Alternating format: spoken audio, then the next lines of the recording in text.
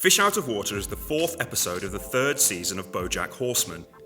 It uses the trope of the silent episode as a novel way of exploring some of the more prominent themes within the series. Let's find out how in this week's Sight Unsound. Bojack Horseman is equal parts tortured soul and utter bastard. He is brash, single-minded, and at sometimes pig-headed. However, at the centre of every bad decision he makes is the crippling loneliness he feels and his desire to try and find a connection with another person. More importantly though, both Bojack and the world of Hollywood surrounding him are loud. It always seems that once he has found himself caught in a bind, he always attempts to talk, or more likely shout, his way out of the problem. The silent episode is nothing new. Joss Whedon used the trope to great effect in Buffy during the episode Hush. However, Whedon did this out of a desire to hit back at critics who said that the show was relying too heavily on dialogue, rather than for explicit narrative purposes, or to explore the characters in new ways. The silence that descends on Sunnydale is used to heighten the powers of the monster of the week, and it is up to Buffy and the rest of the gang to return the world to how it used to be. In Fish Out of Water, it is the world itself that Bojack is at conflict with, and as he is unable to change it, he has to adapt to it and thus grow within it. At the beginning of the episode, we learn that Bojack hasn't been underwater since his mother tried to drown him. He, rightly so, has a fear of the very adventure world that he is heading into, making it all the more frightening and giving him a strong emotional motivation to reject the transition he is about to go through. Not only is the underwater world he visits during the episode a chance for the writers to showcase some of the great visual animal gags that are peppered throughout the series, but will be a manifestation of all of Bojack's fears tenfold. Firstly, he is now literally isolated in a bubble all on his own and is unable to talk to others. He has lost the special skill that he has on dry land of being able to talk his way out of any of the problems that he faces, and must find new ways to work through the conflicts he finds. Also, he was unable to turn to his usual crutches which help him mask his problems, as he discovers he can't drink or smoke. This damage is only made worse as when he turns on the TV in the hotel room, he discovers that, unlike him, his arch-frenemy Mr. Peanut Butter has seemingly been able to navigate this world and land a lucrative deal promoting seahorse baby milk formula.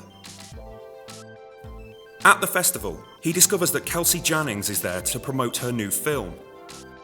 Bojack hasn't spoken to Kelsey since he got her fired as the director of Secretariat, an action that he has been deliberately repressing for some time.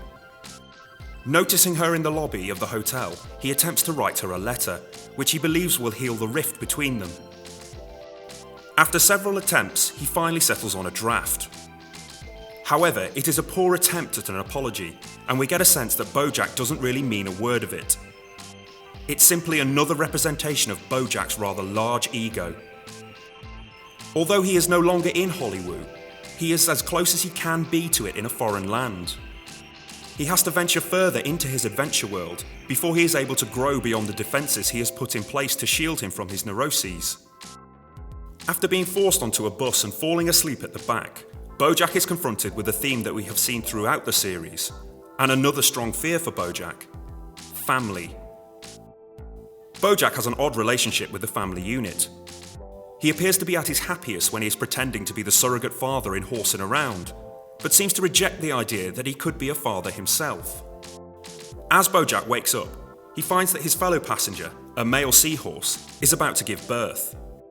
He assists in delivering the children, but one is separated from his father, and Bojack has to reluctantly attempt to return him. During his journey in the adventure world, he faces many hardships, but the greatest of these is when he is forced out onto a ledge as he tries to escape from the taffy factory. He is faced with a frightening expanse of water and has an infant under his care. These are two things which we know terrify Bojack the most.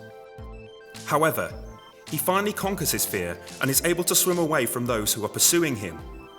He becomes a master of this adventure world and is able to almost gain a superhuman control over it. Despite Bojack learning valuable lessons and showcasing himself to be an adequate father figure, we are robbed of having him conclude his act of kindness. When he returns the child, the father doesn't seem all that happy as Bojack arrives at the door, and there are smaller clues throughout the episode that suggest that there is an abundance of children under the sea.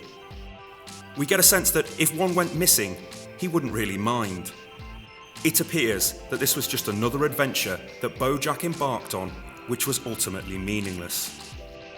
What is interesting is that Bojack can't even claim any reward for all of his actions, as he is unable to even cross the threshold to celebrate within the family home, and rather, he loiters at the door when invited inside.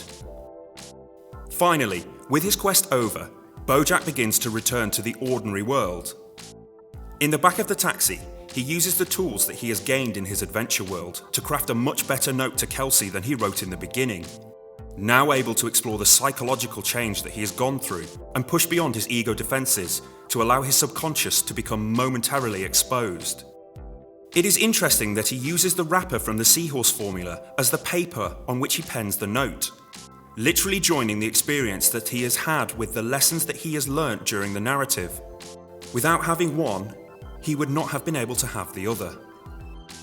Noticing Kelsey leaving in a taxi, Bojack chases her down and showcases his mastery of the environment he has learnt during his escape from the taffy factory to catch up with the car.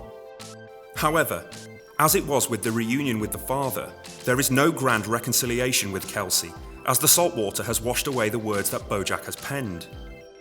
It seems that no one, except him, will ever know about the journey of self-discovery that he has just been on. Another pointless act that he has completed. In the closing frame, we are given one of the greatest laughs of the series, which the whole episode has been building to. However, it also serves a narrative purpose. As this is sitcom, we cannot allow for our characters to fully embrace their spiritual change, else risk them overcoming their neuroses, and thus complete their narrative arc, which must be a never-ending struggle for them, so as to provide future material. Bojack's action at the end resets his character back to how it was at the beginning of the episode, and allows us the pleasure of watching him try and tackle his demons again next time. So, what do you guys think? Is Fish Out of Water the best episode of Bojack Horseman to date? Are there any other examples of the silent episode trope that are worth exploring? Or do you have any other things that you would like for us to explore on this channel? Also, don't forget that you can like and subscribe for weekly Sight Unsound videos.